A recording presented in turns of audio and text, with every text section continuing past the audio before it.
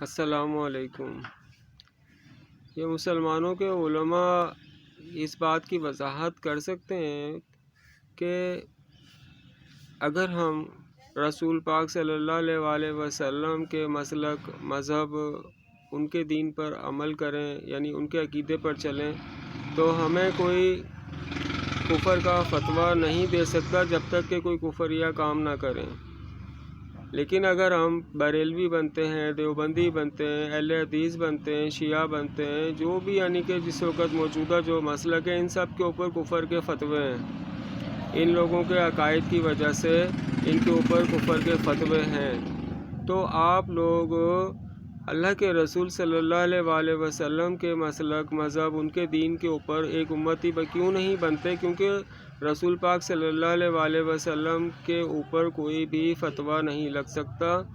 اگر آپ ان کے طریقے پہ چلو گے، ان کے امتی بنو گے، تو کوئی بھی فتویٰ آپ کے اوپر کارگر نہیں ہوگا۔ لیکن آپ کسی بھی مسلک کے آپ عقیدے پہ چلو گے تو وہ تمام فتوے، جیسے اعلیٰ حضرت ہیں یا اشرف علی تھانوی ہیں یا جو بھی ہیں، ان کے اوپر جو کفر کے فتوے ہیں، اگر آپ ان کے عقائد پہ چلو گے تو وہ فتوے آپ پر بھی لاگو ہوں گے۔ کیا آپ وضاحت کر سکتے ہیں اس بات کی؟